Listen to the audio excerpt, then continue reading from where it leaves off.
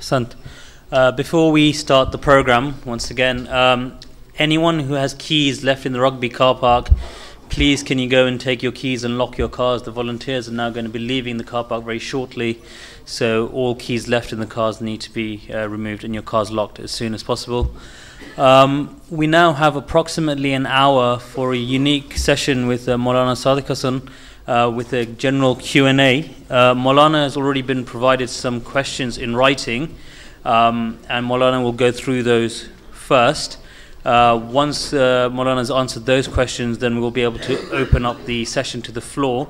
There's a mic here, obviously, and there's also a mic in the ladies for questions. Given the shortage of time, could I please request that everyone keeps their questions short, and we limit to one question per person to start with, and then if we have time, we'll take some more. So please can I invite Maulana Sahab to take the stand with the Nare Salawat.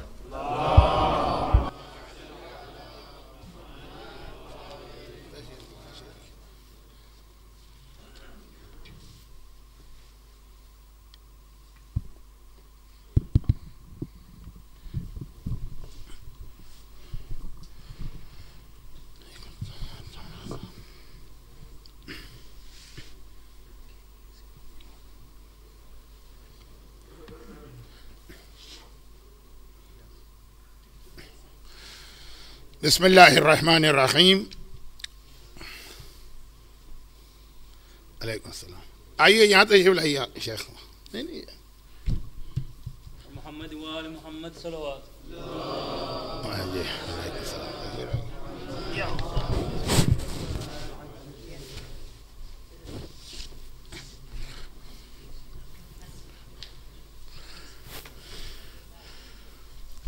अल्हम्दु लिअहलिही वस्सलातु अला अहलिहा। Time बचाने के लिए मैं किसी किस्म का कोई introductory lecture नहीं दे रहा हूं, वरना यूजुअली दुनिया में जहां भी Q&A सेशन होते हैं वहां पे शुरू में 15 या 20 मिनट छोटा सा एक लेक्चर होता है, लेकिन चूंकि वो Q&A सेशन मिनिमम 2 घंटे के होते हैं, वरना 3 घंटे के। यहाँ हमारे पास हार्डली 1 घंटा है, तो 6:50 पे हमारा सेशन शुरू हुआ। इंशाअल्लाह 7:50 तक हम इसको वाइंड अप कर देंगे। और जो सवाल मेरे पास आ रहे हैं, इस रिटर्न क्वेश्चन में कोई सीक्वेंस नहीं है, मुझे भी नहीं मालूम कि कौन सा सवाल पहले है कौन सा बाद में। ऑल्दो अब कोई रिटर्न क्वेश्चन तो आएगा नहीं, लेकिन अगर अभी भी कोई पाइपलाइन में है तो यूजुअली ऐसे सवाल का जवाब मैं नहीं देता जो किसी ऐसी कंट्रोवर्सी से रिलेटेड हो जो ऑलरेडी डिस्कशन हो रहा है, डिबेट हो रहा है, आर्गुमेंट हो रहे हैं, या ये कि ऐसा सवाल जो पहले किसी आलिम से पूछा जा चुका है। 1-2 सवाल मुझे ऐसे लगे आज भी जो अब तक मेरे पास आए, इट्स फील्स कि शायद ये किसी एक खास ऑरेटर या जाकिर या स्पीकर की स्पीच से रिलेटेड है। चले, मैं कोशिश करूंगा कि ऐसे सवाल को भी पहले बहुत ही जनरल सवाल बनाऊं, उसके बाद जवाब दूं। सवाल ये आया है कि क्या मुहर्रम और सफर में नए कपड़े खरीदे जा सकते हैं? हजरत आयतुल्लाह उज़्मा आगा सिस्तानी की वेबसाइट के होम पेज पर ये सवाल और इसका जवाब मौजूद है। चुनांचे एज इट इज जैसा उसमें लिखा हुआ है वो वर्ड बाय वर्ड मुझे ज़बानी याद है, उसी को मैं पढ़ रहा हूं। और वो ये कि मुहर्रम और सफर के महीने में कोई ऐसा काम करना जो अहले बैत की आज़ादारी के अगेंस्ट माना जाए, वो नहीं करना चाहिए, उसको अवॉइड करना चाहिए, to refrain from it. But अगर कोई नई चीज खरीदना जरूरी हो जाए तो आफ्टर आशूरा जरूरी तो आफ्टर आशूरा फिर उसे खरीदा जा सकता है। और अगर आप उसको डिले कर सकते हैं और जहां पे आप रहते हैं वहां पे वो नई चीज खरीदना आजादारी के अगेंस्ट है और डिले भी किया जा सकता है, तो फिर ये अमल नहीं करना चाहिए। क्वेश्चन नंबर 2,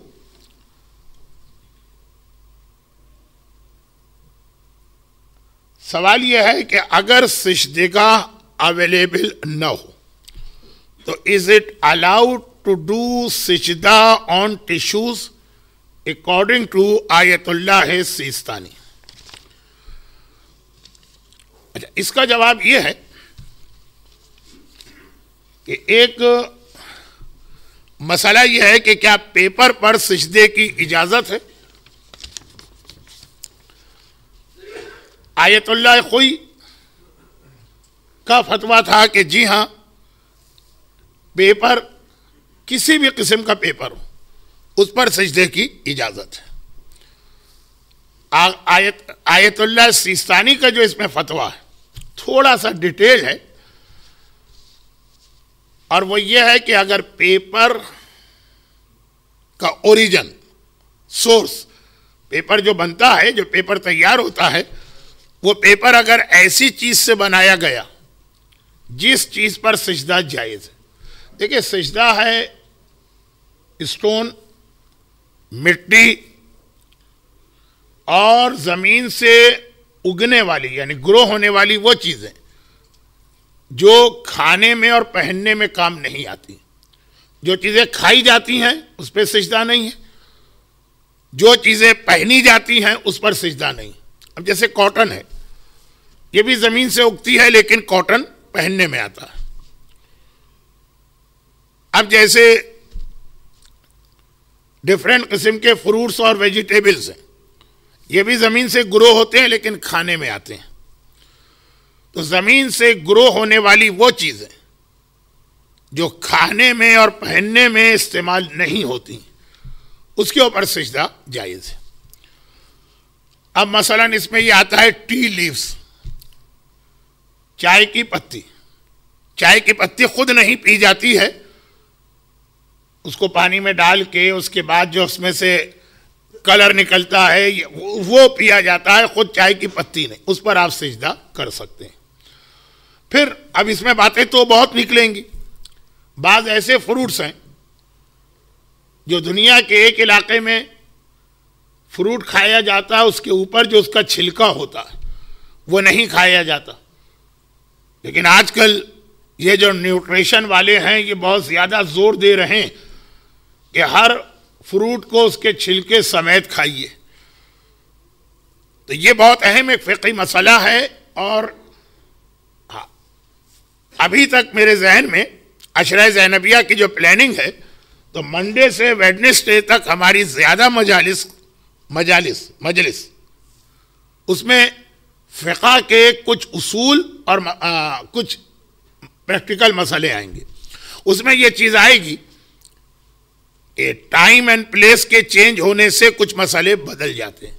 जैसे ये वाली चीज़ हो सकता है कि कोई ऐसा फ्रूट हो जिसके ऊपर का छिलका किसी इलाके में आज भी खाया जाता हो और दूसरे इलाके में नहीं खाया जाता हो। तो ये बात बहुत ज़्यादा बढ़ गई। तो खुलासा ये है कि पेपर कहाँ से ये तैयार हुआ, इसको कैसे हमने प्रिपेयर किया। पहले ज़माने में तो पेपर एक ख़ास किस्म के ट्री से बनाया जाता था। दरख्त ज़मीन से ग्रो होता है, खाने में भी नहीं आता, पहनने में भी नहीं आता। इसलिए जो ट्री है उसका जो स्टेम है या उसके ऊपर जो उसकी खाल या छाल है, लेयर है, उसके ऊपर सजदा कर सकते हैं दरख्त के। अगर पेपर उससे बना, पेपर का ओरिजिन जो है वो ऐसी चीज़ है जिस पे सजदा जायज़ था, तो पेपर उसी का बाई प्रोडक्ट है या उससे तैयार हुआ, पेपर पर भी सजदा जायज़ है। ये अकॉर्डिंग टू आगाज़ सिस्तानी। और अगर पेपर ऐसी चीज़ से बना आजकल तो बहुत सारी सिंथेटिक चीजें भी आ गई हैं, या कॉटन से भी पेपर बनता, कॉटन पहनने में आती है।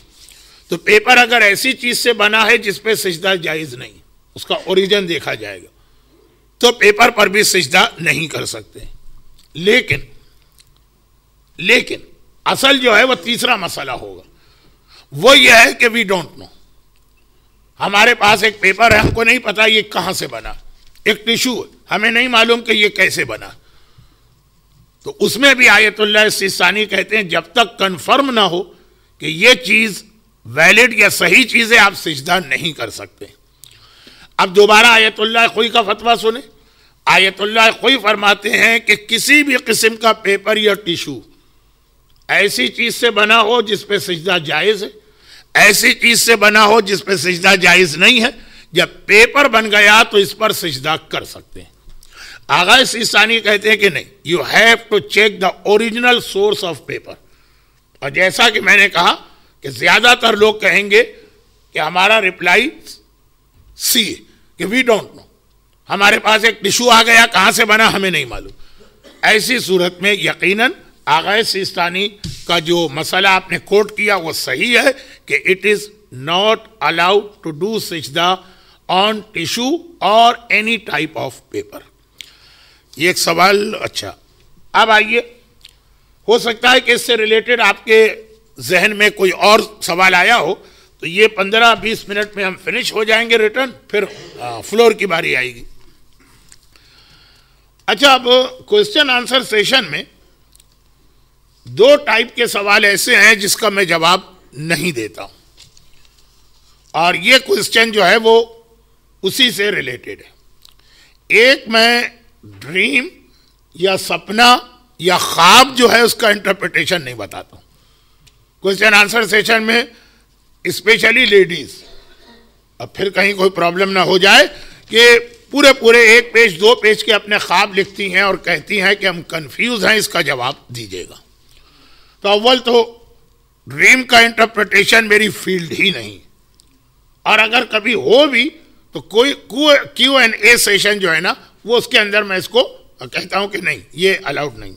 दूसरा ये कि डिफरेंट टाइप की दुआएं, दुनिया में हर मोमिन के साथ प्रॉब्लम है। सेहत की दुआ मांगता है, कोई रोजी की दुआ कहता है, कोई हस्बैंड वाइफ के झगड़े के बारे में दुआ कहता है। तो दुआएं जो है ना, ये भी Q&A सेशन का टॉपिक नहीं होता।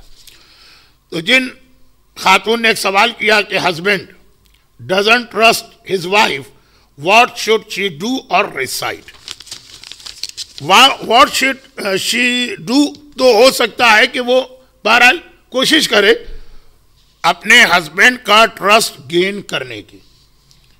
बड़े खतरनाक जानवर शेर वगैरह को भी आप टेम कर सकते हैं, लेकिन टाइम गुजरने के बाद, जल्दी नहीं करें, आहिस्ता आहिस्ता उससे फेथफुल रहिए, उसकी खुशी का भी ख्याल कीजिए।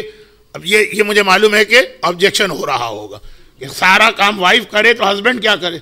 सवाल चूंकि वाइफ का आया है, इसलिए मैं इस तरह से कह रहा हूं कि आहिस्ता आहिस्ता, इसके अंदर बहुत ही ज्यादा टॉलरेंस, पेशेंस और सेक्रीफाइस का जज्बा, ये 3 चीजें बहुत इंपॉर्टेंट हैं हस्बैंड और वाइफ की लाइफ को कंफर्टेबल बनाने में। और जैसा कि आज की मजलिस के आखिर में बात आई थी कि करंट जो हमारा टाइम पीरियड है उसमें सबसे बड़ा प्रॉब्लम यही, घर टूट रहे हैं, सेपरेशन हो रहा है, प्रॉब्लम्स हो रहे हैं, डोमेस्टिक प्रॉब्लम बहुत ज्यादा बढ़ गए। तो ये थोड़ा बहुत मजलिस में भी इसका जवाब आएगा। अच्छा, अब आइए इसके बाद 1 2 3 4, अच्छा, एक सवाल ही आया है कि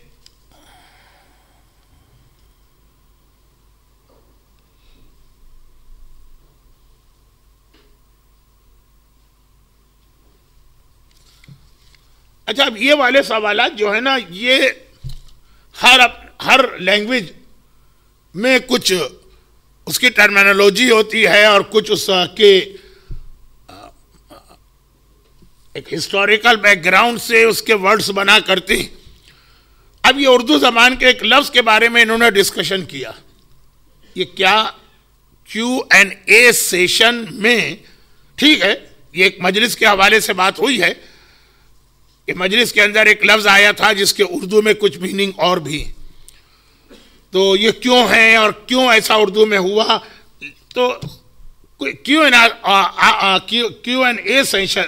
सेशन में इसका जवाब देना कि उर्दू ज़बान के अंदर फला लफ्ज़ के ये मीनिंग क्यों हो गए, वो शायद मजमा भी एग्री करे कि ये इसका सही प्लेटफार्म नहीं। सवाल मैं फिर भी पढ़ देता हूं ताकि जिस लेडी का सवाल है उसको ये इत्मीनान हो कि मुझ तक सवाल पहुंचा। कि आज मैंने बहुत मजलिसें पढ़ी, विद इन 6 आवर्स आप में से कुछ लोग मेरी तीसरी तकरीर सुन रहे हैं, विद इन 6 आवर। तो एक मजलिस में मैंने ये बताया कि उर्दू ज़बान में बारबर को या नाई को खलीफा कहते हैं।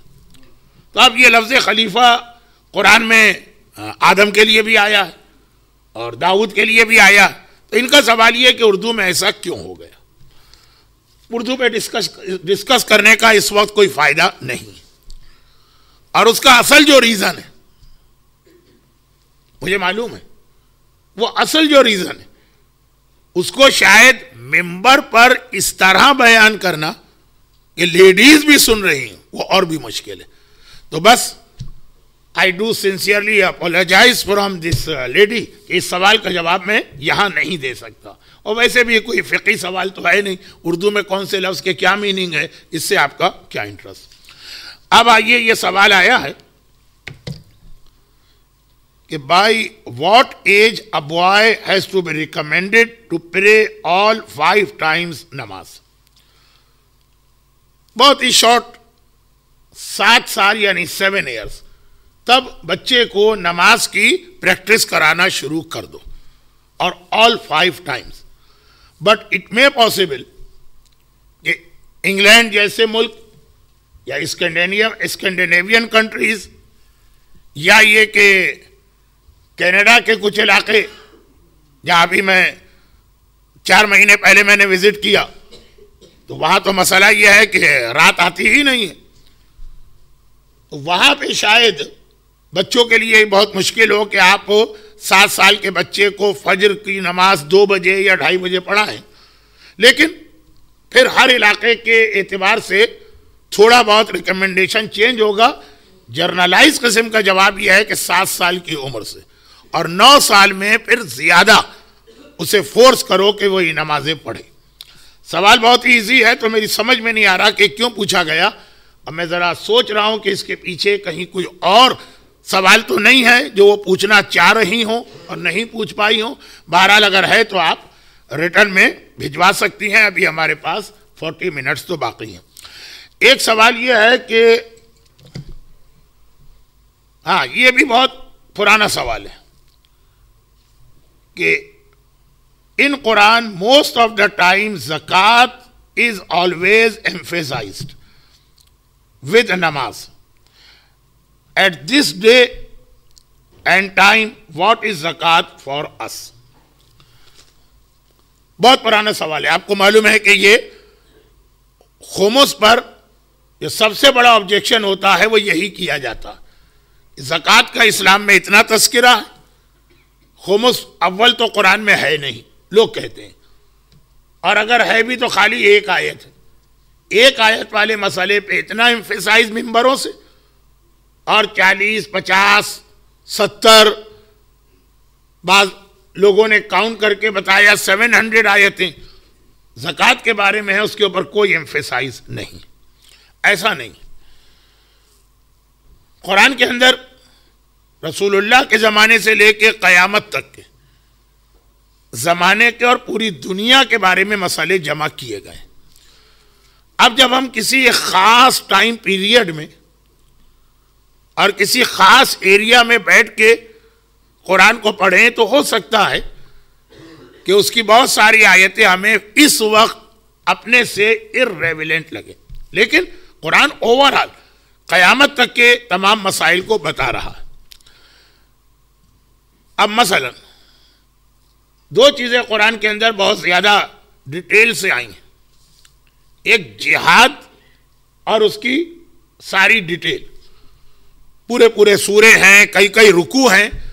ज़कात के बारे में तो ये आयत आई होगी, डिग्रेड नहीं कर रहा हूँ, या अय्युहल्लज़ीना आमनू अक़ीमुस्सलाता व आतुज़्ज़कात, या वो एक सूरह तौबा की आयत के इन्नमस सदक़ातु लिल फ़ुक़राए वल मसाकीन, ज़कात कहाँ खर्च हो 8 जगह।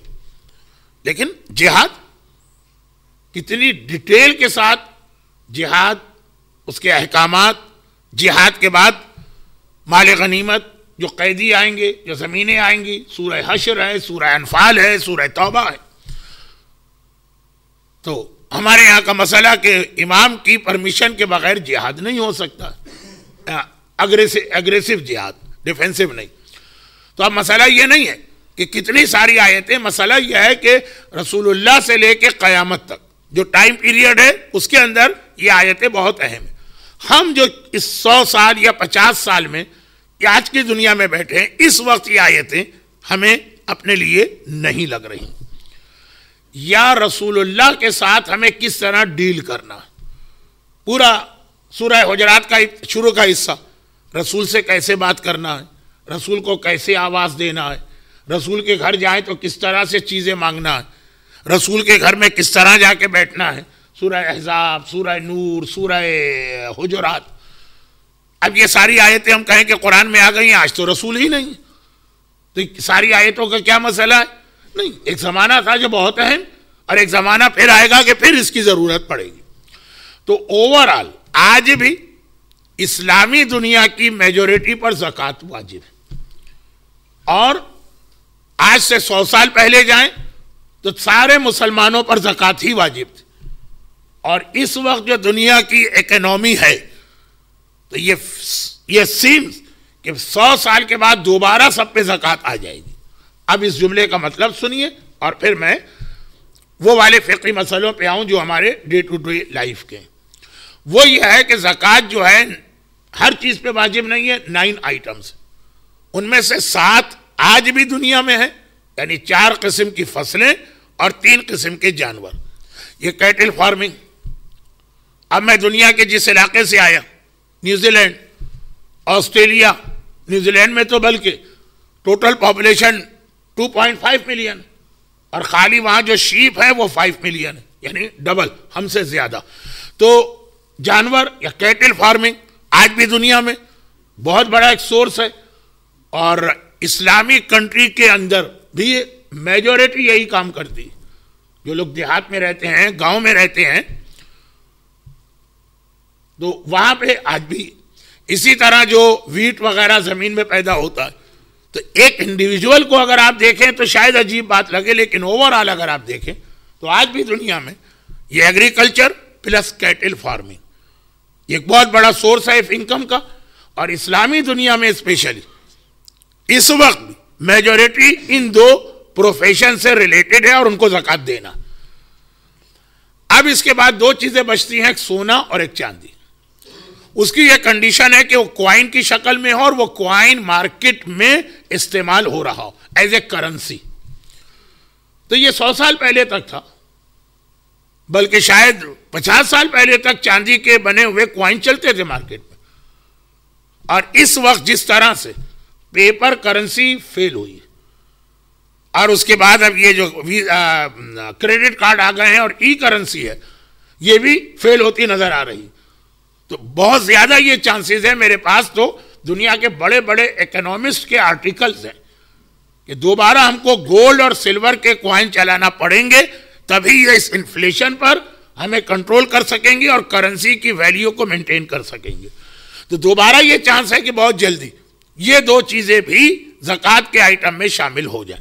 लेकिन इस वक्त भी ऑलरेडी 79 में से जो 7 चीजें वो 70% मुस्लिम पॉपुलेशन के पास है, और नॉन मुस्लिम कंट्रीज में भी ये एग्रीकल्चर और कैटल फार्मिंग बहुत ज्यादा। प्रॉब्लम सिर्फ ये आता है कि जो लोग सैलरी वाले उनके पास इन 9 चीजों में से कोई नहीं है, तो उन पे ज़कात नहीं। लेकिन उसका ये नतीजा निकालना कि ज़कात की इंपॉर्टेंस कम है, ये गलत है। आयतुल्लाह सिस्तानी ने एहतियात वाजिब ये लगाई है कि बिजनेस वाला भी रेगुलर अपनी ज़कात देगा। उनके यहाँ बिजनेस जो है, बिजनेस वाले के पास जो कैपिटल है उसका ज़कात हर साल वाजिब है। तो अब ये बहुत कम लोग बचे, अगर बिजनेस को भी हम ज़कात में ले लेते हैं तो सिर्फ सैलरी वाले कुछ लोग, कुछ प्रोफेशनल, ये लोग बचे कि जिनके ऊपर ज़कात वाजिब नहीं, तो बहुत ही कम, 10% या 15%।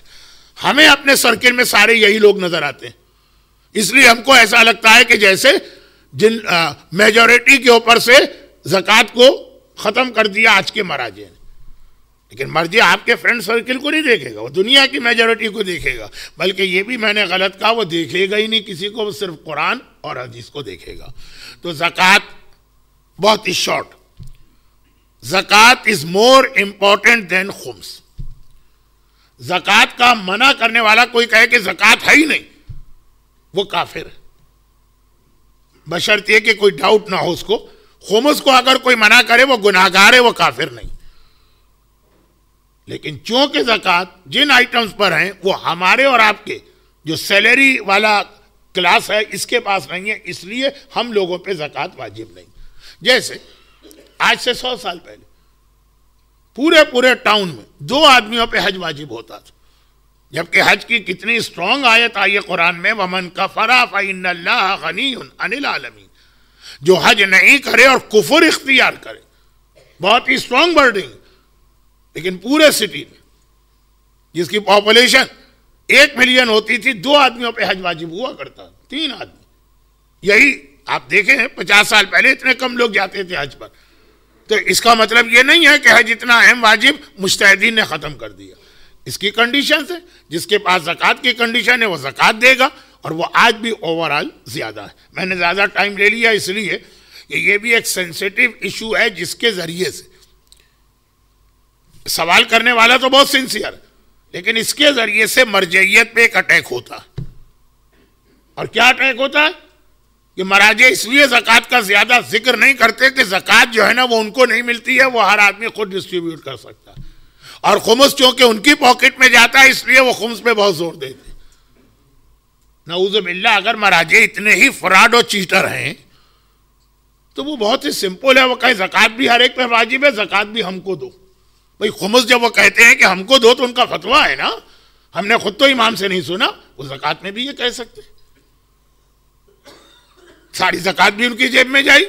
अगर पैसा ही कमाना है तो ये तो और अच्छा है कि ज़कात भी लोगों पे वाजिब करके ले लो और खुम्स भी वाजिब करके ले लो। लेकिन क्योंकि उनके पास क्राइटेरिया जो है कुरान हदीस, उसमें है कि ज़कात आप खुद तकसीम कर सकते हैं, वो आपसे कहते हैं कि ये ज़कात का ये मसला है, खुम्स का ये मसला है।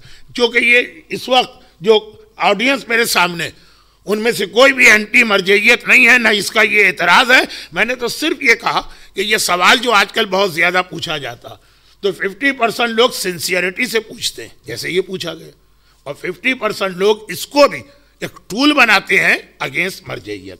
आइए, ऑडियंस के सवालात भी तो हमको लेना है, तो जल्दी जल्दी ये कंप्लीट करें। What are the criteria of taking a place as your वतन? ये मसला है ट्रैवलर्स की प्रेयर का। मुसाफिर, जब आदमी कोई ट्रैवलिंग करे, मुसाफिर हो, तो उसके लिए नमाज कसर है, लेकिन अपने वतन में नमाज पूरी। तो क्राइटेरिया क्या है वतन का? क्राइटेरिया 2 है। नंबर 1, जहां पे आदमी का जन्म हुआ या उसकी बर्थ हुई, वो उसका वतन है।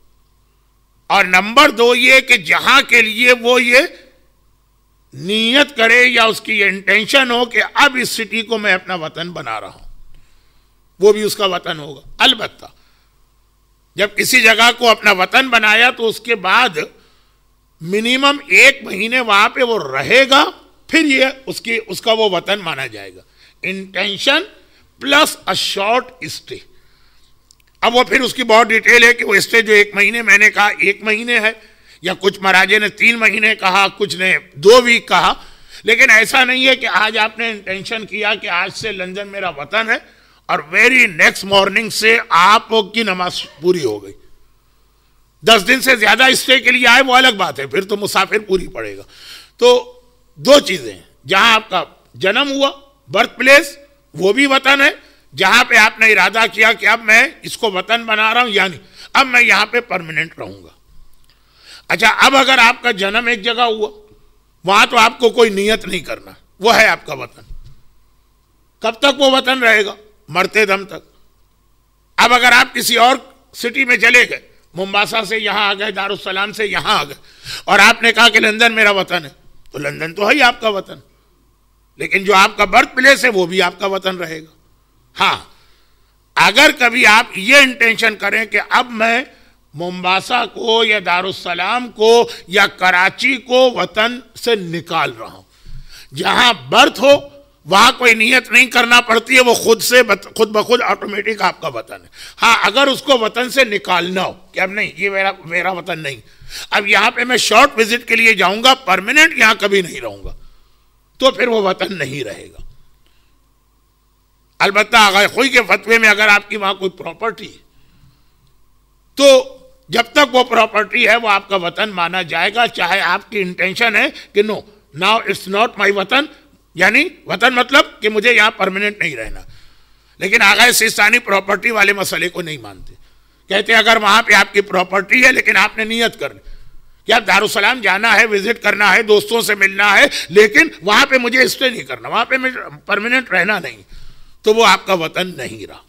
तो बर्थ प्लेस वतन ऑटोमेटिक बनती है, नियत और इंटेंशन करने से फिर वतन से बाहर निकलती। और अगर इंटेंशन कभी ना करें आप, वो है वतन, वहां पैदा हुआ, अभी लंदन में, यहां भी जिंदगी भर रहूंगा, तो दो वतन भी आदमी के हो सकते हैं। लेकिन बर्थ प्लेस के अलावा दूसरी कोई जगह वतन बनने के लिए आपको नियत करना पड़ेगी। और वो भी वही मसला कि आपने कहा लंदन मेरा वतन है, ये हो गए, फिर अब आपने कहा नहीं मुझे बर्मिंघम में रहना है, लंदन में वापस नहीं आना, तो अब लंदन खत्म हो गया, वतन बर्मिंघम बना। लेकिन अगर आपने कहा नहीं लंदन में रहना था, फिर आपने कहा बर्मिंघम जा रहा हूं, वहां रहूंगा, लेकिन लंदन भी मेरा वतन है, मैं कुछ वहां कुछ यहां स्टे करूंगा, तो तीन वतन हो गए। तो खुलासा ये कि बर्थ प्लेस तो ऑटोमेटिक वतन है, देयर इज नो क्राइटेरिया। बाकी जहां पे आपका ये इंटेंशन हो कि यहां मुझे परमानेंट रहना, वो आपका वतन है। अब बाद में अगर आप परमानेंट वहां न रहें और कोई तीसरी जगह जाएं, तो वो वतन हो जाएगा। थोड़ा सा बयान मेरा कंफ्यूजन तो क्रिएट हो गया, लेकिन चूंकि अभी आपके सवालात आएंगे तो हम उसको मजीद एक्सप्लेन करेंगे। अब आइए, ये मसला इन नमाज जमात, दो सवाल है नमाज जमात के। If people go into actions before the इमाम, what happens to the rest of the pupils' namaz?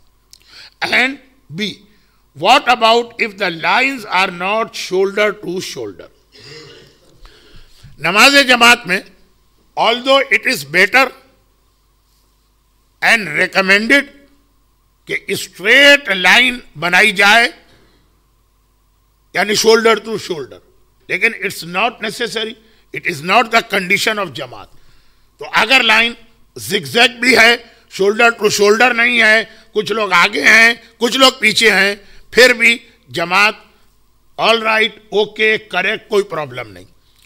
यकीनन इमाम अली मस्जिद कूफा के अंदर एक नेजा रखते थे, और जब जमात का वक्त आता था तो कहते थे नेजा जमीन पे रख के कि इसके साथ साथ खड़े हो, ताकि वो शोल्डर टू शोल्डर या फिट टू फिट लोग बराबर हों। लेकिन ये इमाम अली का ये एक्शन मुस्तहब, रिकमेंडेड, शर्त नहीं है, कंडीशन नहीं है, जमात में ये लाजिम नहीं। तो अगर शोल्डर टू शोल्डर नहीं है तो नो प्रॉब्लम, जमात सही।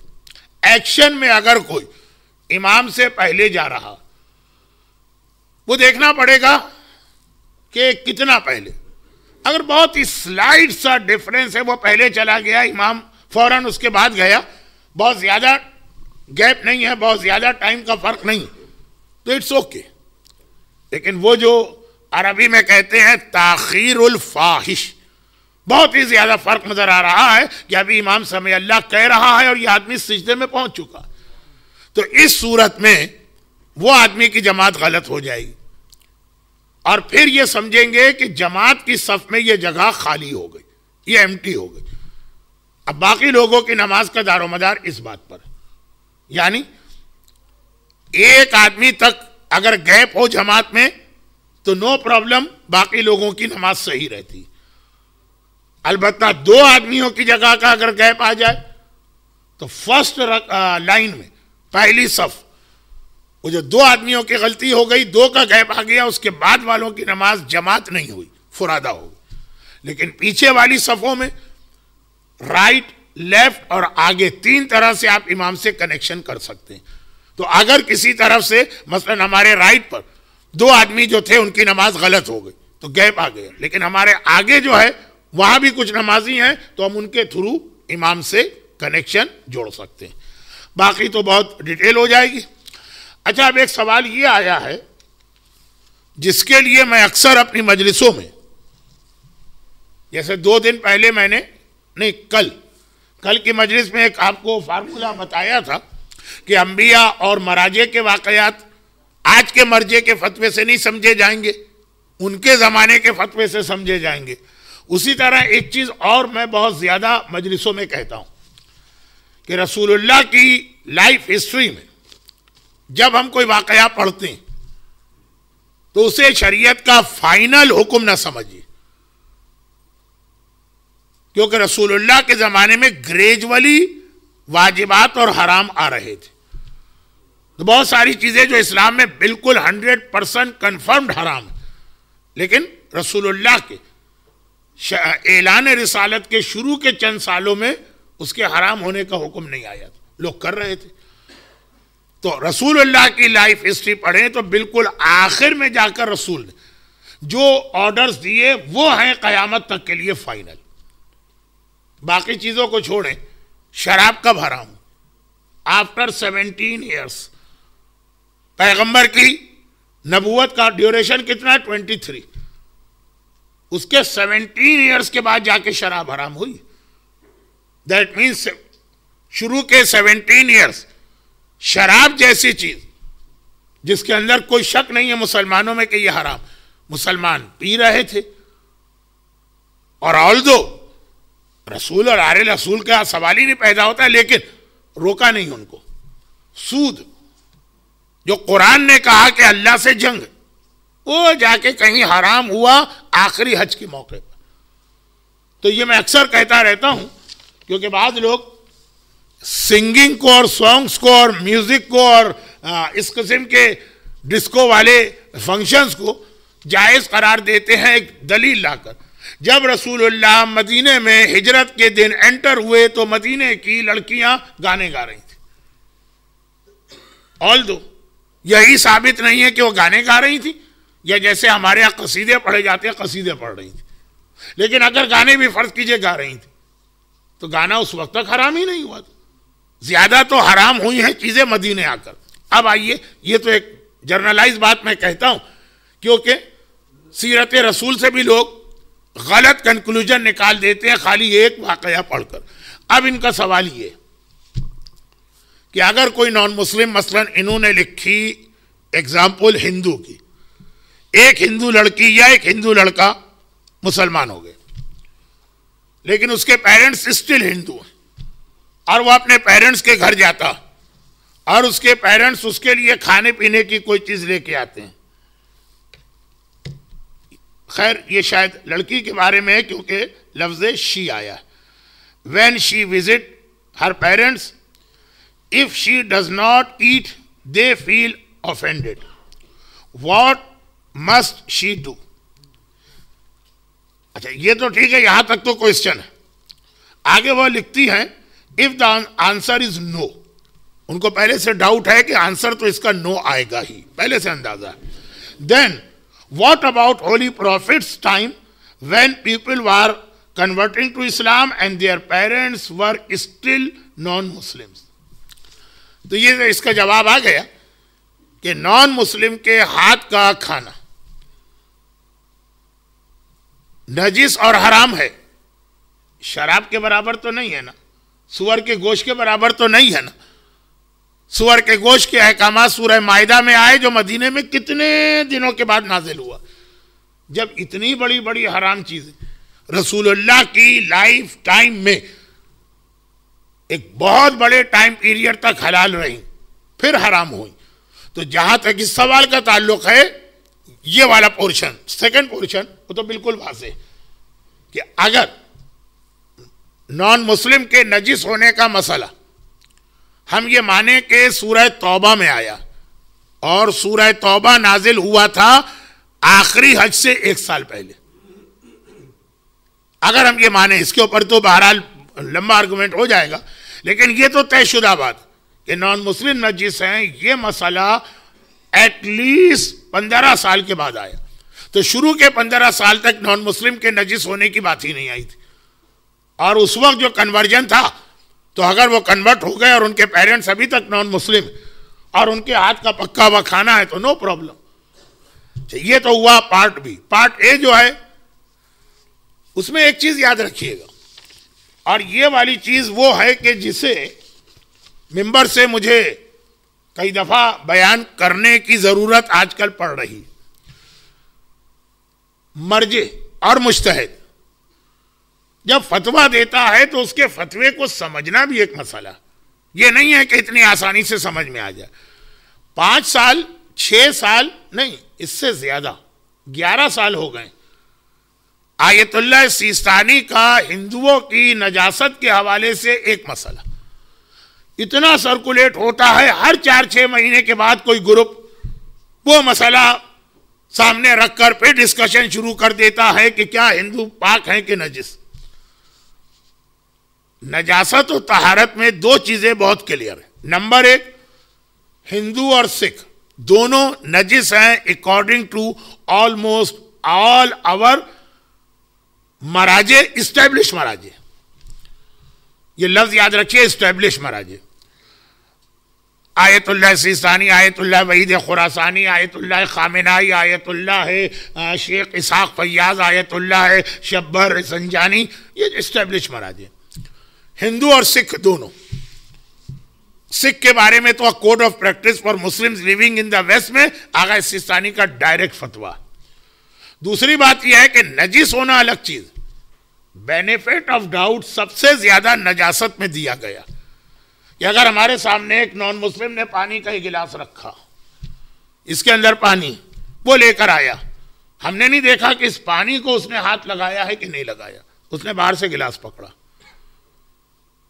इवन अगर उसका अपना हाथ वेट है तो गिलास नजिस हो गया, लेकिन बाहर से नजिस हो। अब अगर हमने होंठ लगाए, पानी पिया, उस हिस्से में हमारा होंठ या लिप नहीं गया जहां पे उसका हाथ लगा था उस हिंदू का, तो कोई प्रॉब्लम नहीं, हम पी सकते। या वो यहां रख के चला गया, 5 मिनट के बाद हमें ये गिलास से पानी पीने की जरूरत पेश आई, अब हमें डाउट हो रहा है कि उसका हाथ कहां पे लगा था, कुछ नहीं मालूम, हम ये पानी पी सकते हैं बेनिफिट ऑफ डाउट कि ऊपर जो है ये जो रिम है गिलास की, यहां उसका हाथ लगा कि नहीं लगा हमको नहीं मालूम। एक हिंदू अपने किचन से कोई चीज पका के लाता, और वो एक ऐसी चीज है जिसमें हाथ लग भी सकता है और नहीं भी लग सकता। भाई कोई ऐसी चीज हो जिसमें 100% हाथ तो लगेगा ही, गीला हाथ, मसलन वो हाथ की रोटी, और वो खुद बना के लाया, तो 100% श्योर है कि जब उसने हाथ से रोटी बनाई तो ये उसका गीला हाथ लगा। लेकिन एक ऐसी चीज है, चाय लाया, चाय का भी यही मसला कि इसमें हॉट वाटर होगा, फिर उसने टी बैग डाला होगा, फिर उसने शुगर डाली होगी, फिर उसने मिल्क डाला होगा, लेकिन सारा प्रॉब्लम यह है कि क्या ये जो पानी है इसको उसका हाथ टच हुआ कि नहीं हुआ, हमें नहीं मालूम, हमने नहीं देखा। चांसेस है कि शायद हाथ लग गया हो, चांसेस है कि न लगा हो, बेनिफिट ऑफ डाउट आप ये चाय पी सकते हैं। इसका मतलब ये नहीं है कि हिंदू पाक होगा, इसका मतलब है बेनिफिट ऑफ डाउट। जो चीज आपने अपनी आंख से नहीं देखी और 100% आप श्योर नहीं, हिंदू का रेस्टोरेंट खाने गोश्त मीट प्रोडक्ट छोड़कर वेजिटेबल्स हैं, वेजिटेरियन हैं, किचन से पक्के आ रहे हैं, हमें नहीं मालूम। कई इसके अंदर बेनिफिट ऑफ डाउट। शेफ कौन है, ठीक है, ऑनर मसलन हिंदू है, सर्व करने वाला हिंदू, शेफ कौन है हमें नहीं पता, हो सकता है कोई मुसलमान भी हो, बेनिफिट ऑफ डाउट। मालूम है कि हिंदू है, लेकिन उसने जो खाना पकाया असल खाने को या फूड को उसका हाथ लगा है कि नहीं, ठीक है, गिलास, प्लेट, दूसरे जो बर्तन इस्तेमाल होते हैं, लेकिन सबके आउटर साइड पर, अंदर जो फूड है उसको हाथ लगा के नहीं मालूम, बेनिफिट ऑफ डाउट। खा कुल्लो शाइन लका ताहिर हत्ता तालम बेअैनी नजासतहु बेअैनी, हर चीज पाक, ये इमाम की हदीस।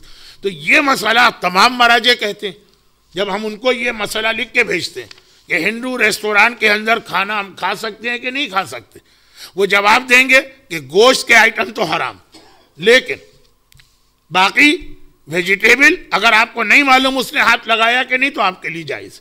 इसका मतलब ये नहीं कि हिंदू पाक डिक्लेयर की, इसका मतलब बेनिफिट ऑफ डाउट दिया। और ये मसला नजासत तहारत में बहुत अहम, हदीसों में है कि अपने आप को जहमत में ना डालो। ये बेनिफिट ऑफ डाउट अल्लाह ने दिया, मर्जे ने को थोड़ी दिया। तो ये बेनिफिट को वाकई इस्तेमाल करो।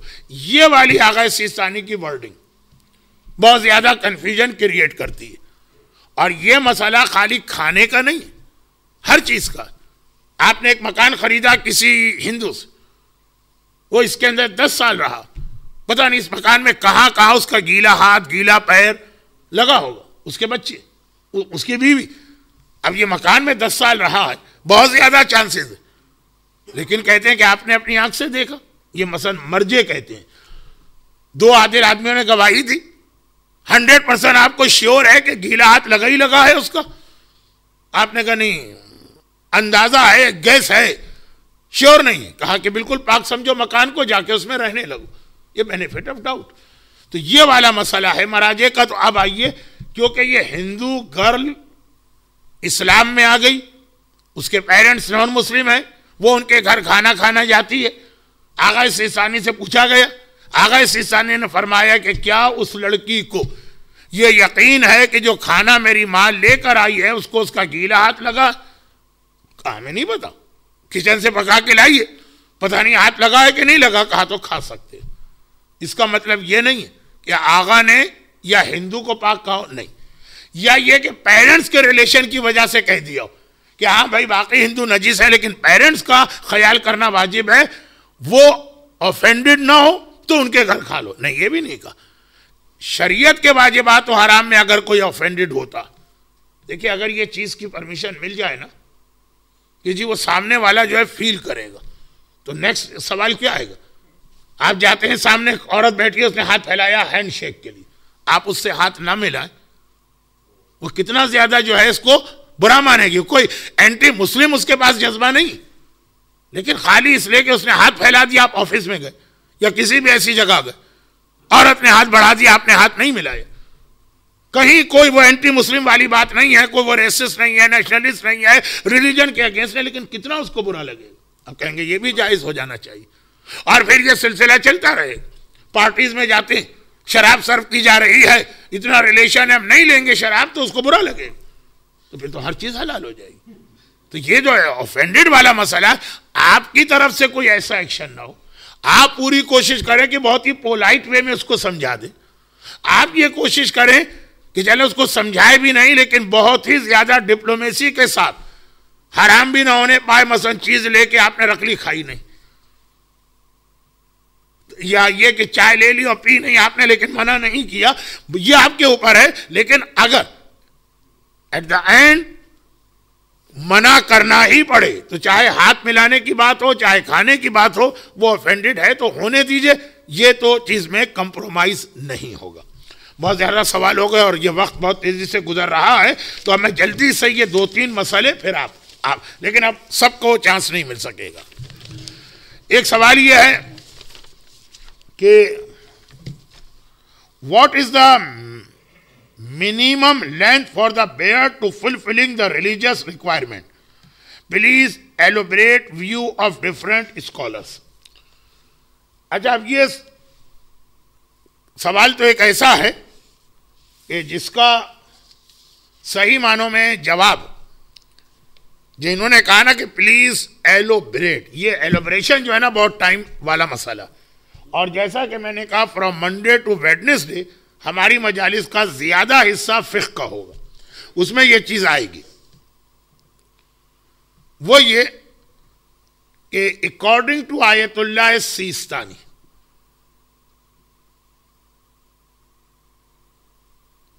फ्रेंच कट दाढ़ी इज नॉट एनफ। दाढ़ी की लेंथ जो है वो पूरी दाढ़ी, फुल फ्लेज दाढ़ी होनी चाहिए, स्पेशली चिन और चेक्स। उसके ऊपर अगर थोड़ा सा बालों का सिलसिला कटा तो नो प्रॉब्लम, मगर ये चेक्स पर और चिन पर। अलबत्ता जो दूसरे महाराजे और फिर मरहूम आगाए खुई, वो फरमाते हैं कि खाली अगर आपकी चिन या थोड़ी पर भी दाढ़ी है जिसे फ्रंट कट दाढ़ी हमारे यहां इंडिया और पाकिस्तान में कहते हैं इट्स ऑल्सो ओके। लेंथ की बात उन्होंने की है, तो लेंथ से मैं ये मुराद ले रहा हूं। अब उसके बाद मसलन फ्रेंच कट दाढ़ी भी हो तो उसमें कितने बाल, कुछ लोग जो है ना बिल्कुल काउंटिंग करके अपने बाल छोड़ते हैं कि 15 बाल हो तो 16 नहीं होना चाहिए, वो निकाल देते हैं। बहुत ही मुख्तसर, वो नहीं, इतना हो कि सामने वाला जो आपके बैठा वो ये फील करे कि आपने दाढ़ी रखी है। आगा सीसानी के यहाँ तो फ्रेंच कट अलाउड नहीं है, बट उनके यहाँ एहतियात वाजिब। एहतियात वाजिब मीन्स कि इस मसले में आप सेकेंड मोस्ट लर्नेड मर्जे की बात मान सकते हैं, नॉट सेकेंड मर्जे। ये कंडीशन है कि वो सेकेंड मर्जे जो है हमारे मर्जे के बाद इल्म के एतबार से सेकेंड बेस्ट मर्जे होगा, तो वो इजाजत देते हैं। इसलिए इन शॉर्ट ये कि आगा सीस्तानी के मुकल्लिद भी फ्रंट कट दाढ़ी रख सकते हैं। कोई पूछे कि वाई, वो तो मना करते हैं। रिप्लाई कि वो मना करते हैं ऑन द बेसिस ऑफ एहतियात वाजिब, और एहतियात वाजिब में इट्स अलाउड टू डू तकलीद और to act according to second best मर्जे, और सेकेंड बेस्ट मर्जे परमिशन दे रहे हैं। वो कौन है ये मैं नाम नहीं ले रहा क्योंकि इसका जिक्र मिंबर पे आएगा। अब मैं बहुत जरा फास्ट हो रहा हूं।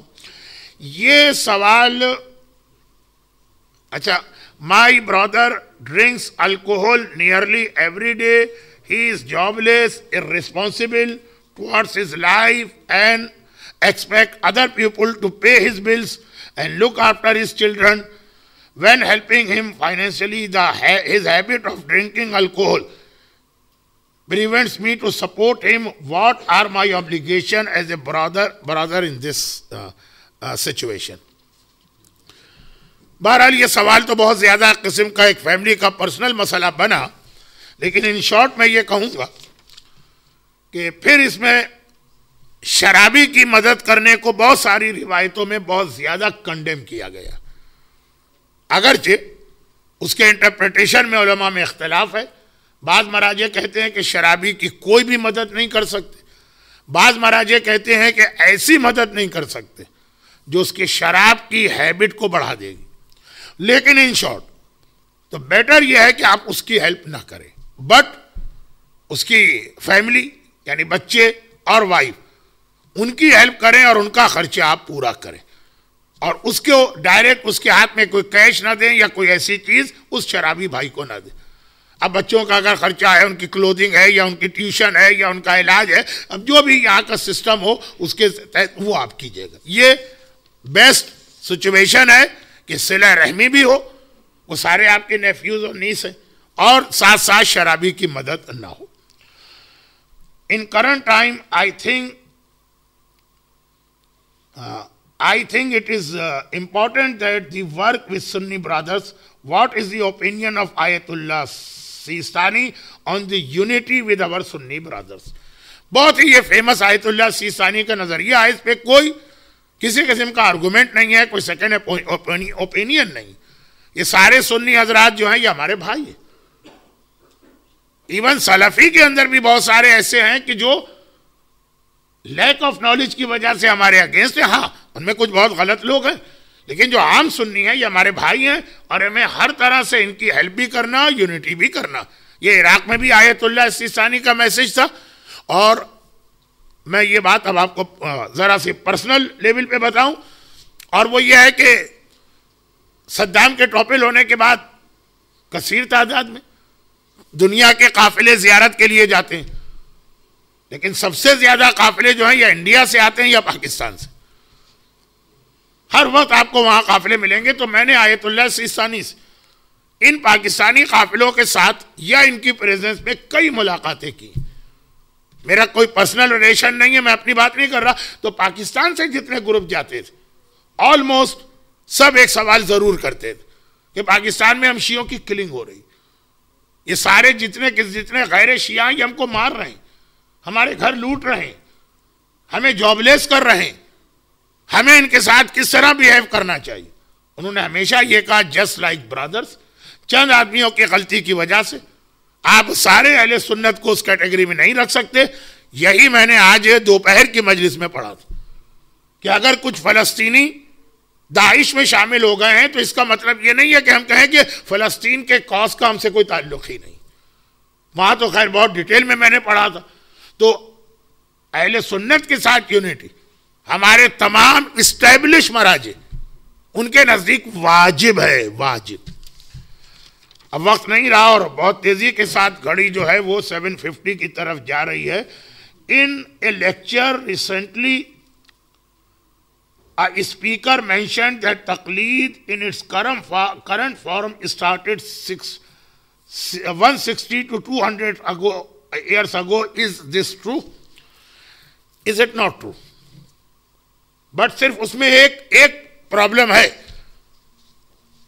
200 साल में से तकलीद शुरू हुई इन द करंट फॉर्म में, ये गलत है, ये झूठ है, ये लैक ऑफ नॉलेज। हाँ, एक चीज यकीनन सही है, उसमें एवोल्यूशन हुआ, लेकिन वो तकलीद में नहीं हुआ। वो ये है कि आज भी ये मसला एज इट इज है कि क्या आलम यानी मोस्ट लर्नेड पर्सन की तकलीद करना है, यस, लेकिन अगर वो एक्सेसिबल ना हो।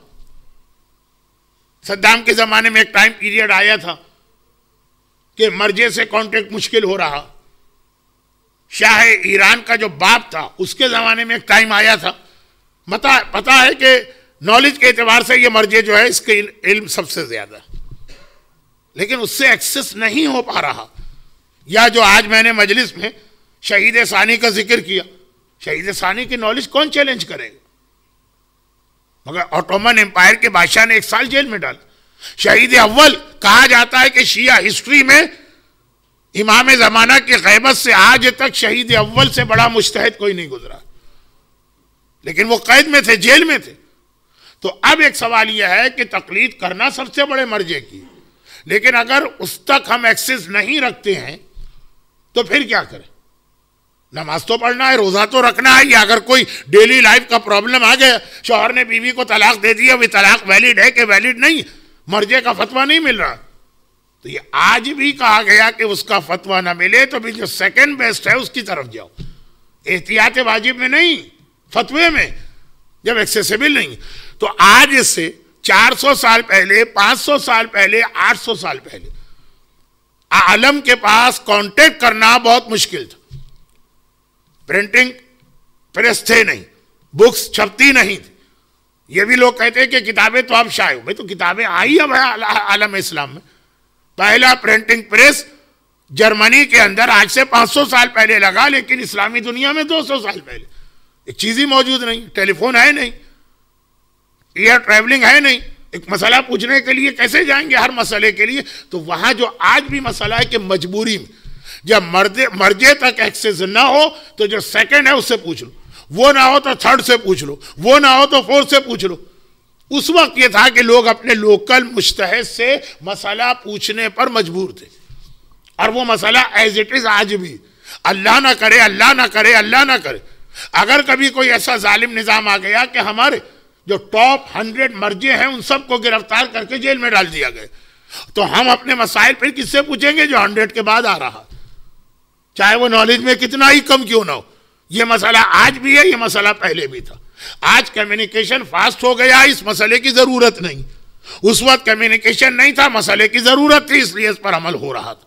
तो इसको एवोल्यूशन ऑफ तकलीद नहीं कहेंगे। फतवा उस वक्त भी वही था, फतवा आज भी वही। यही वजह कि हमारे जितने पुराने मराजे, पुराने से मतलब बहुत पुराने, बिल्कुल इमाम जमाना की गैबत के करीब सैयद मुर्तुजा है, मसला शेख तूसी हैं, शेख मुफीद हैं, बिल्कुल इमाम जमाना की गैबत के करीब वाले लोग साल भर अपने मसले जमा करते थे, फिर एक ट्रैवलिंग करते थे बगदाद। उस वक्त बगदाद था सबसे अहम शहर। साल भर मसले जमा किए, ट्रैवलिंग की, साल के बाद गए, सारे मसले उनके सामने रखे, कहा कि इनका जवाब दीजिए। अब वो पूरा साल जो मसले पेश आते रहे, जो जिस पर अमल जरूरी है वो तो उस वक्त अमल कर लेते थे, एक साल के बाद जाके पूछते थे, और जो उनका आइडिया था कि ये मसले आइंदा आ सकते हैं उसका जवाब मिलता था। बाकायदा बुक्स हैं हमारे पास कि फला इलाके के किसान लोग आए थे, उन्होंने मसले पूछे, मसाइल तब्बानियात, पूरी किताब है तब्बान लोगों की, फला शहर वाले। तो ये सारी चीजें हैं। कोई अगर स्पीकर नॉलेज हासिल ना करे, पढ़े नहीं अपनी हिस्ट्री, फिक़्ह को ना जानता हो, तो ये तो जुल्म और ज्यादती है कि वो आके लोगों को इस तरह से लैक ऑफ नॉलेज की वजह से गलत इंफॉर्मेशन दे। तो ये सैयद मुर्तज़ा, ये शेख मुफीद, ये बिल्कुल हमारे शुरू जमाने के 4th या 5th मर्जे बनेंगे इमाम ज़माना से अगर आप मिलाइएगा। बाकायदा किताबें उनकी है कि लोग एक एक साल बाद आके मसाला पूछते थे, लेकिन ड्यूरिंग दिस ईयर वो क्या करेंगे, जो उनके शहर का लोकल आलिम है उससे मसला पूछेंगे। तो ये तो बहुत डिस्कशन का टॉपिक हो जाएगा, तो मैं जल्दी खत्म करूं। In the current situation of world, हाँ, अब ये सवाल जो है ना, ये कोई Q&A में नहीं आ सकता। ये सवाल बहुत पूछा जाता, इराक में या सीरिया में जो हालत है, या जब पाकिस्तान में किलिंग बहुत ज्यादा थी, है तो आज भी, तो हम वेस्ट में रहने वाले इनकी क्या हेल्प करें। तो बहुत ही जर्नलाइज सवाल है, इसको छोड़ दीजिए। इसके बाद ये सवाल के, हाँ, रोजा, ये जो फास्टिंग आजकल इतनी लंबी हो गई है, उसका टाइम, उसका ड्यूरेशन, उसके बारे में ये सवाल पूछा गया। अच्छा, अब सवाल ये नहीं पूछा गया है कि हमें क्या करना, सवाल ये पूछा गया कि बाज मराजे ने फिर ये परमिशन दी है कि आप रोजा इतना लंबा ना रखें, डाउन टू डस्क जिसे कहते हैं, बल्कि जो नॉर्मल सिटीज का ड्यूरेशन है 12 घंटे 14 घंटे, उतना रोजा रख लीजिए। हम मुक़ल्लिद हैं आगा सिस्तानी के, लेकिन एक मसला है, तबईज़ भी है कि एक आदमी डिफरेंट मराजे की तकलीद कर सकता है, तो इसमें हम किसी और मर्जे की बात मानना चाहते हैं। तो मैं इस पूरे डिस्कशन को तो नहीं छेड़ूंगा जबकि टाइम पूरा हो रहा। इस वक्त करंट सिचुएशन और करंट पोजीशन में तबईज़ जायज ही नहीं। ये थ्योरी की हद तक तो है, प्रैक्टिकली ये जायज ही नहीं, एक बात। और खास तौर पर जिन उलमा के नाम आते हैं कि उन्होंने रोजे का ड्यूरेशन एक जरा सा कम कर दिया है, का एक नॉर्मल सिटी को देखो, वो तो मराजे भी नहीं। अगर तबईज़ जायज भी हो तो जायज होगी उसकी कि अपने मर्जे के अलावा किसी और मर्जे, तो मराजे भी नहीं। हर वो आदमी जिसको मर्जे कहा जाए वो मर्जे नहीं होता है, इसलिए मैं लफ्ज़ एस्टेब्लिश मर्जे इस्तेमाल कर रहा हूं। दो बातें। और तीसरी और आखिरी बात यह कि बहरहाल अगर वो एस्टेब्लिश मर्जे ने भी यह फतवा दिया, तो आप अगर आगा सिस्तानी की तकलीद में हैं तो उनके मसले पे अमल करें।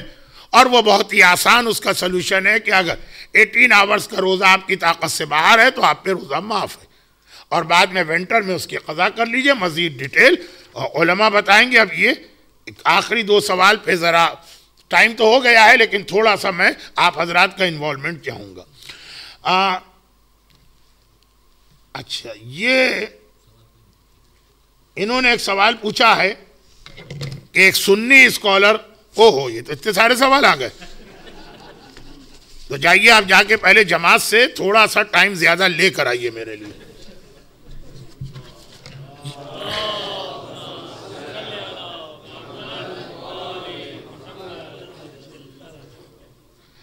अच्छा, अब इन्होंने एक ऐसा सवाल पूछा है कि जो सिर्फ और सिर्फ प्रोपेगेंडे की वजह से इनको एक मिसअंडरस्टैंडिंग हुई।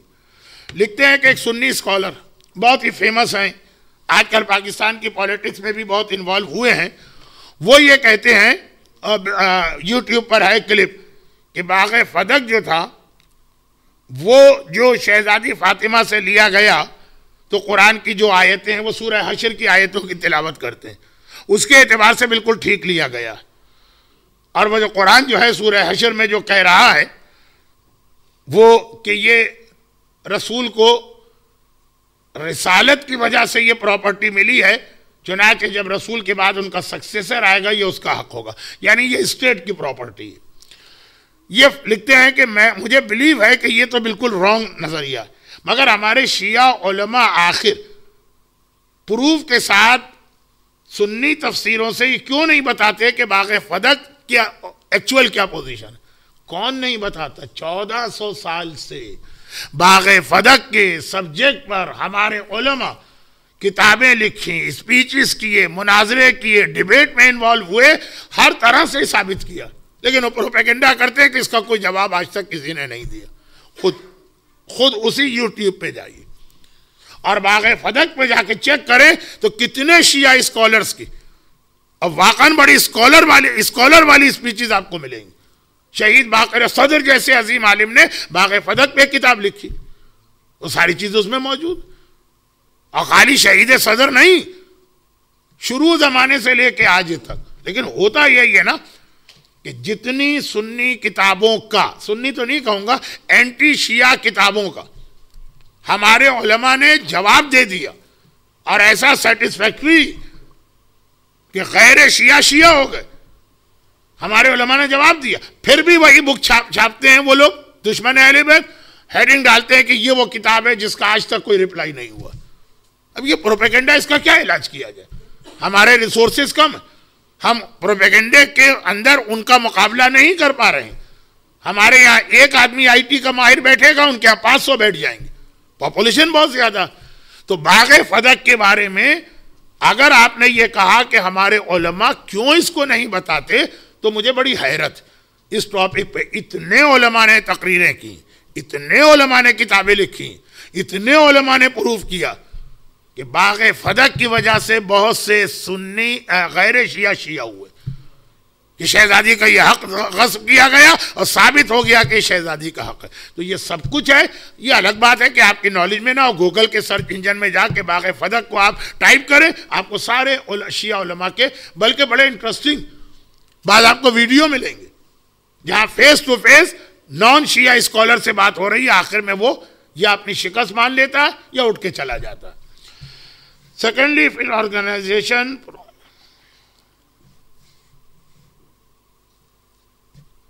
अगर किसी ऑर्गेनाइजेशन में दुश्मनान अहले बैत पर लानत करने से मना किया जा रहा तो हम उस इमामबाड़े में जाएं कि ना जाएं।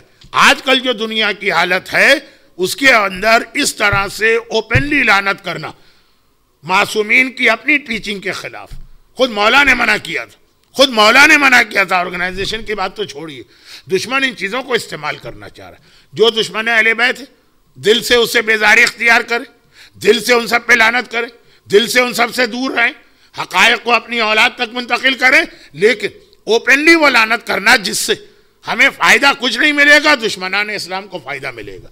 ये मराजे का नज़रिया भी है, ये मासूमीन ने जो तरीक़ा हमको सिखाया।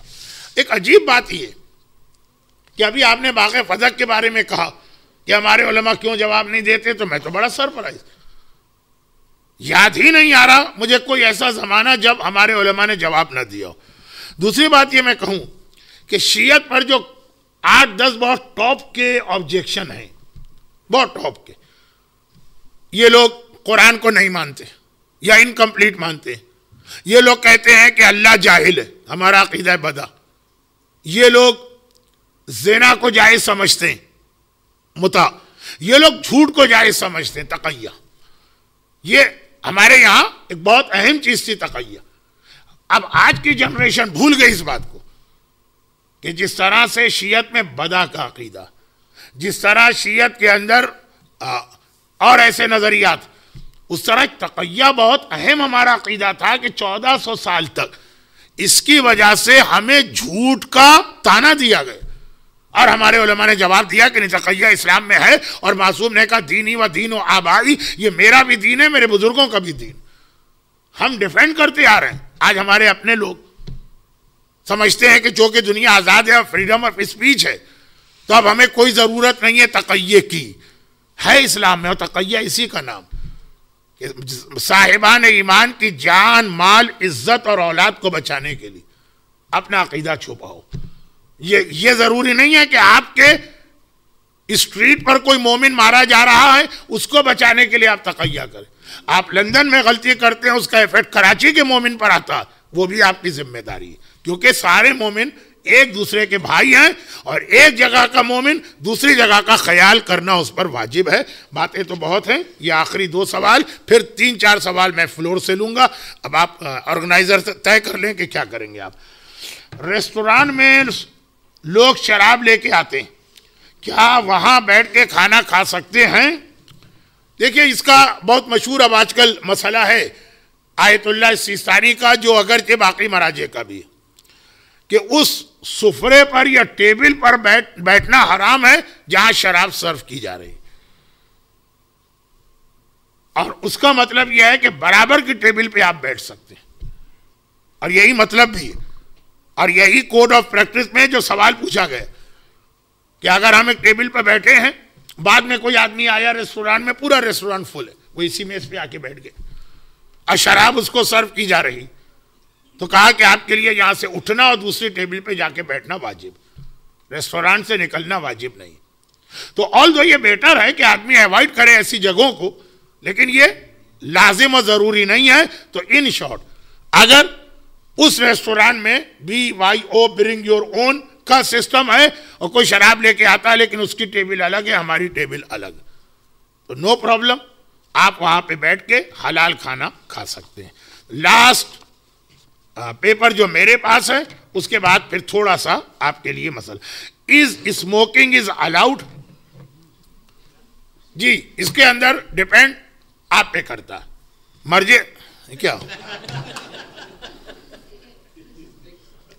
ये है क्या चीज। देखिए पहले आप लोग भी मेरे साथ देखिए,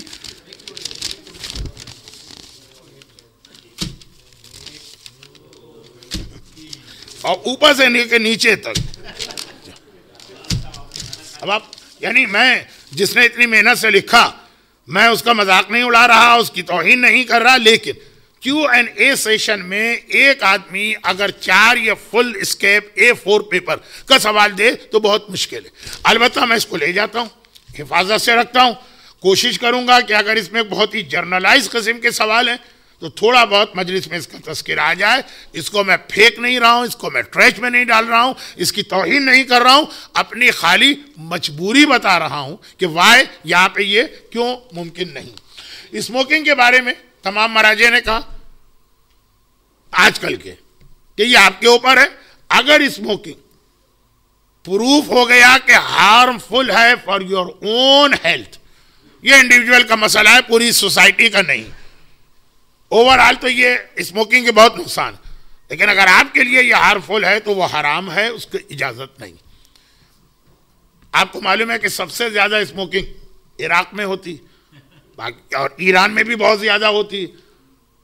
हरम में वो सिगरेट ले नहीं जाने दे रहे, वरना वहां पहले सद्दाम के जमाने में, सद्दाम की वजह से नहीं, उससे भी पहले से हरम के अंदर भी स्मोकिंग होती थी।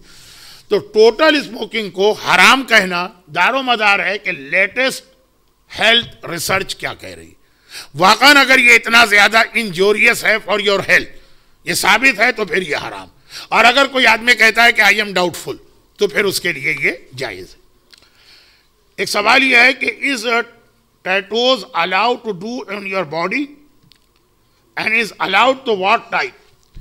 इसको छोड़ दीजिए, नहीं, इसलिए कि मैं इसको मजलिस में बयान करने वाला था पहले से ही, बहुत ही शॉर्ट में, कि tattoos are allowed in Islam and it is not Ayatollah Sistani is ruling.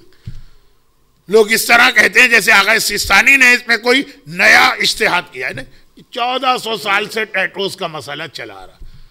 हमारे पास के भी मराजे, करंट मराजे, सबके नजदीक ही जायज है, बशर्ते ये कि वो टैटू जो है उसके जरिए किसी हराम को प्रमोशन न मिल रहा। अब अगर लेडीज की तस्वीर है या कोई शराब या बेयर के बारे में कोई चीज लिखी है या उसकी तस्वीर है, वो एक डिफरेंट थिंग है, वो तो फिर टैटूज नहीं, टी शर्ट भी वो वाली हराम, लेकिन खुद टैटूज जो है वो अलाउड है। सिर्फ एक बहस इसमें आती, और बहुत पुरानी बहुत पुरानी बहुत पुरानी, सैयद मुर्तजा के जमाने की, कि क्या अल्लाह का नाम जो है ये टैटू करा सकते हैं, क्योंकि आदमी पर गुस्ल जनाबत भी वाजिब होगा, और गुस्ल जनाबत न भी वाजिब हो, कहे कि नहीं जिंदगी भर वाजिब नहीं करना है मुझे, तो वुजू तो कभी टूटेगा ना उसका, अल्लाह का नाम बगैर वुजू के छूना, उसके ऊपर बहस है। बाज़ उलमा ने कहा वो भी जायज, अब बाज़ ने कहा जायज नहीं है। तो दो चीजें हो गई, ये मुकद्दस नाम इस वजह से कि वुजू कभी टूटता है, कभी गुस्ल जनाबत वाजिब होता, और दूसरी वो वाली तस्वीरें, वल्गर टाइप की पिक्चर्स या वर्डिंग, उसके अलावा टैटूज बिल्कुल जायज है। ये आखिरी सवाल, इसके बाद अब कोई रिटर्न सवाल नहीं आना चाहिए। We lived in a house for 1 year when we know that क़िबला, अच्छा मैं मुख्तसर पढ़ता हूं, we are praying was wrong, now what is should do these after 1 year? अच्छा, इसका जवाब यह है कि क़िबले का डायरेक्शन अगर गलत हो तो 90 के एंगल तक की गलती है तो उसको माफ किया गया, यानी वो नमाजें आपकी करेक्ट। या 90 के एंगल को ये समझिए, जो हमारी किताबों में जो लिखा है वो एंगल वेंगल नहीं लिखा है, वो ये लिखा है कि जिधर आप नमाज पढ़ते थे गलत नमाज, रॉन्ग डायरेक्शन, उधर आप मुंह करके खड़े हो जाएं और अपने दोनों हाथ फैला लें। अब जो करेक्ट क़िबला आफ्टर 1 ईयर आपको पता चला, अगर ये लेफ्ट से राइट हैंड के बीच में कहीं पे आता, इधर इधर इधर इधर, बहुत इजीएस्ट वे, जो इस्लाम जो है ना बहुत टेक्निकल बातों में नहीं जाता, हर एक के पास आईफोन वगैरह नहीं होता है, कहा कि क़िबला जो आपका रॉन्ग क़िबला है, एक बार लास्ट टाइम उधर मुंह करके खड़े हो, अपने दोनों हाथ स्ट्रेच, और राइट से लेके लेफ्ट हैंड इनके बीच में अगर नया क़िबला एक्चुअल क़िबला आ गया तो आपकी सारी नमाजें सही। और अगर वो क़िबला जो था वो इसके पीछे जा रहा, तब जाके उन नमाजों की क़ज़ा करना होगी। बिस्मिल्लाह, अब बताइए कि क्या तरीक़ा किया जाए, है कोई है? नहीं वो तो सही है, लेकिन अब टाइम ठीक है, नहीं माइक पर तो है, लेकिन अभी करेंगे फिनिश।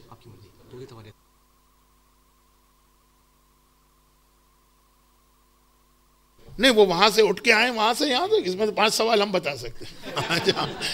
गालिबन हमारा सेशन बहुत लेंथी हो गया और इससे ज्यादा मुमकिन भी नहीं है, तो अगर किसी का और ऐसा सवाल है तो ये सेशन कंप्लीट होके भी मैं अवेलेबल हूँ थोड़ी देर के लिए आपके पास, लेकिन सब लोगों को बिठाना मुनासिब नहीं है। खुदाबंदा तुझे वास्ता नहीं, हम तो अवेलेबल हैं लोगों के लिए, लेकिन ये सवालात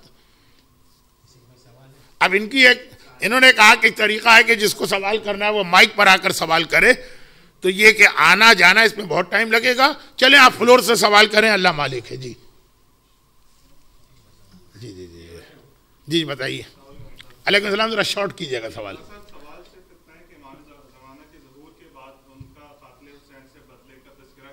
जी जी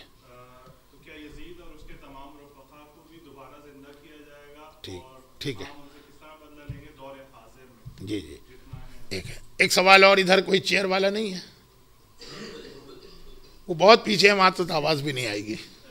आगे आगे आगे जी जी जी। अरे आगा नहीं, आप लोग ओनली भाई आप चले चल ठीक है। तो हम आपका कोई सवाल नहीं, चले ठीक है, बहुत अच्छा, अल्हम्दुलिल्लाह, थैंक यू। तो सवाल ये पूछा गया कि इमाम जब आके इंतकाम लेंगे कातिलाने इमाम से तो क्या उसका तरीका होगा। एक अकीदा हमारे पास रजत का है।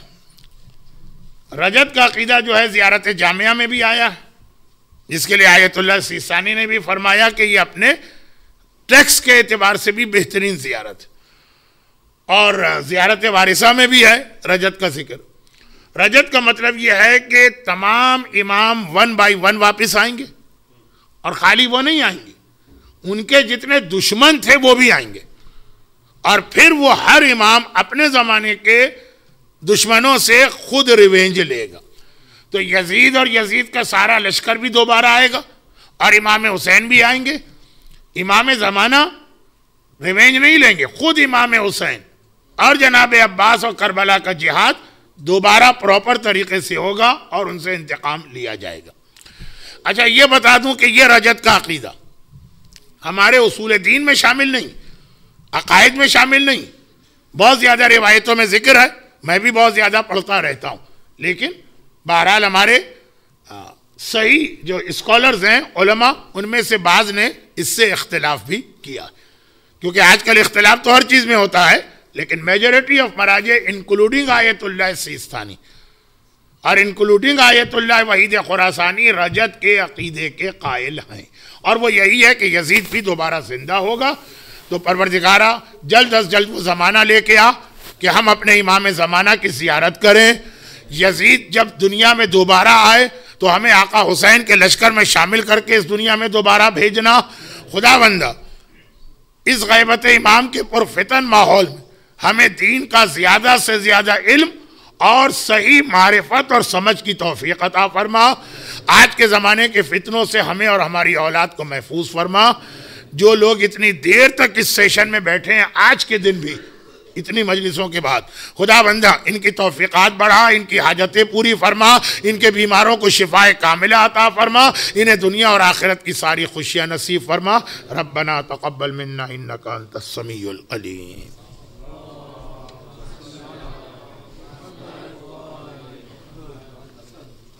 अस्सलामु अलैका या अबा अब्दिल्लाह, अस्सलामु अलैका या इब्न रसूलिल्लाह, अस्सलामु अलैका व अला जद्दिका व अबीक व उम्मिका व अखीक व औलादिका व सहाबिका जमीअन व रहमतुल्लाहि व बरकातुहू। अस्सलामु अलैका या गरीबल गुरबा या अबल हसन या अली इब्न मूसा रिज़ा व रहमतुल्लाहि व बरकातुहू। अस्सलामु अलैका या साहिबल असर व ज़मान अलमान अलमान या मौलाना मिन फितनतिज़ ज़मान अज्जलल्लाहु तआला ज़ुहूरक व सअलल्लाहु तआला नूरक व जअलना मिन अंसारिक। अस्सलामु अलैकुम या अहल बैतिन नबुव्वा जमीअन व रहमतुल्लाहि व बरकातुहू।